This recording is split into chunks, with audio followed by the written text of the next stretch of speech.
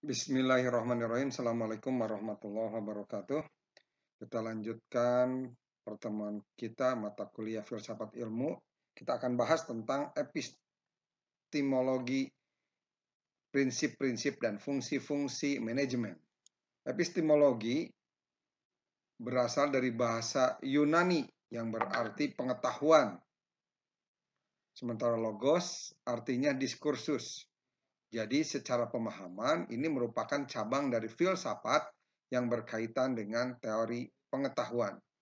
Epistemologi mempelajari tentang hakikat dari pengetahuan, justifikasi, dan rasionalitas keyakinan. Ada beberapa perbedaan pendapat mengenai epistemologi, sehingga dipusatkan pada 4 bidang, yaitu analisis filsafat terkait hakikat dan dari pengetahuan dan bagaimana hal ini berkaitan dengan konsep-konsep seperti kebenaran, keyakinan, dan justifikasi. Lalu bagaimana pemahaman kita tentang berbagai masalah skeptisisme dan sumber-sumber serta ruang pengetahuan dan justifikasi atas keyakinan. Lalu yang terakhir, kriteria bagi pengetahuan dan justifikasi. Epistemologi membahas pertanyaan-pertanyaan seperti apa yang membuat kebenaran terjustifikasi dapat dijustifikasi. Apa artinya apabila mengatakan seseorang itu mengetahui sesuatu? Dan pertanyaan mendasar, bagaimana kita tahu bahwa kita tahu? Manajemen ini berasal dari bahasa Italia, managere, yang berarti mengendalikan. Kata ini mendapat pengaruh dari bahasa Perancis, manage. Lalu mengadopsi kata ini dari bahasa Inggris, management, yang memiliki arti seni, melaksanakan, dan mengatur. Manajemen merupakan sebuah proses yang dilakukan untuk mewujudkan tujuan organisasi melalui rangkaian kegiatan-kegiatan berupa perencanaan, pengorganisasian, pengarahan, dan pengendalian orang-orang serta sumber daya organisasi lainnya. Dalam kacamata epistemologi, prinsip-prinsip manajemen terdiri dari prinsip efisiensi dan efektivitas, prinsip pengelolaan, prinsip pengutamaan tugas pengelolaan, prinsip kepemimpinan yang efektif, dan prinsip kerjasama. Epistemologi dalam prinsip-prinsip manajemen kita bahas prinsip efisiensi dan efektivitas secara epistemologi. Prinsip ini pada umumnya bersumber pada nilai budaya yang dianut oleh organisasi. Lalu prinsip pengelolaan bersumber pada perencanaan, sedangkan kita tahu perencanaan bersumber pada keinginan, harapan, visi, dan misi organisasi. Lalu prinsip pengutamaan tugas pengelolaan secara filosofis, prinsip ini digali dari hak dan tanggung jawab manusia sebagai individu, manusia sebagai bagian dari kelompok dan organisasi, manusia sebagai makhluk sosial, dan manusia sebagai seseorang yang memiliki jabatan, wewenang, dan kedudukan. Lalu prinsip kepemimpinan yang efektif berkaitan dengan cara pengambilan keputusan. Dan prinsip kerjasama digali dari aksioma bahwa manusia merupakan makhluk sosial yang tidak dapat melanjutkan kehidupannya jika tidak dibantu oleh orang lain.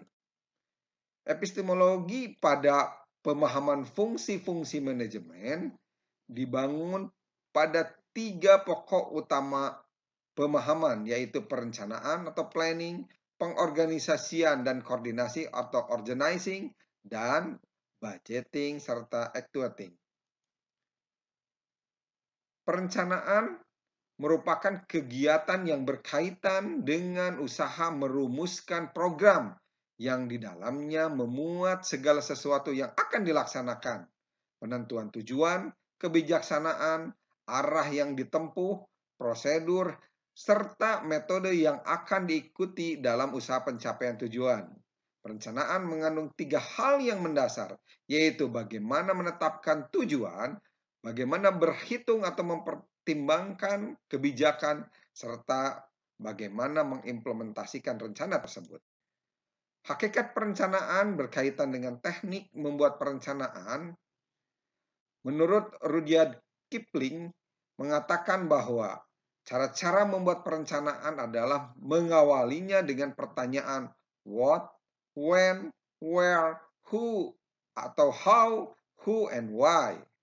Apa yang direncanakan, kapan rencana itu dilaksanakan, di mana kegiatan itu dilaksanakan, bagaimana caranya, siapa yang akan melaksanakan, dan untuk apa rencana itu dilaksanakan, serta mengapa dilaksanakan.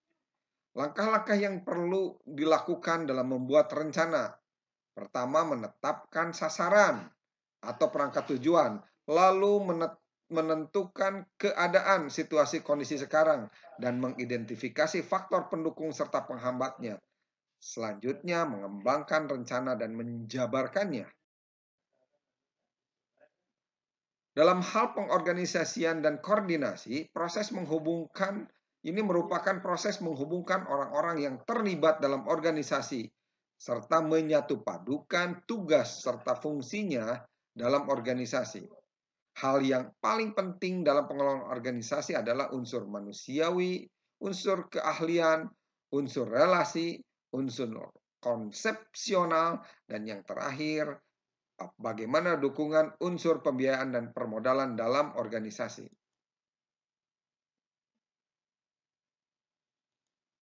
Selanjutnya, dalam hal budgeting dan actuating, kegiatan mengerjakan dan mengusahakan agar para pekerja mampu melakukan tugas dan kewajibannya. Contoh kegiatannya berupa penetapan start atau mulainya pelaksanaan rencana kerja, pemberian contoh tata cara pelaksanaan kerja dari pimpinan, pemberian motivasi kepada para pekerja untuk segera bekerja sesuai dengan tugas dan tanggung jawab masing-masing, lalu mengkomunikasikan seluruh arahan pekerjaan dengan semua unit kerja, pembinaan para pekerja, dan peningkatan mutu serta kualitas kerja. Kita pahami secara prinsip-prinsip dan fungsi-fungsi manajemen dapat digambarkan di mana prinsip-prinsip manajemen dikendalikan oleh manajer untuk mampu melaksanakan fungsi-fungsi manajemen berupa perencanaan atau planning, pengorganisasian, pelaksanaan atau budgeting dan actuating, serta pengawasan atau controlling. Sehingga mampu meraih tujuan organisasi yang dipetakan berupa visi dan misi perusahaan. Demikian pembahasan kali ini, kita akan bertemu di pembahasan selanjutnya. Assalamualaikum warahmatullahi wabarakatuh.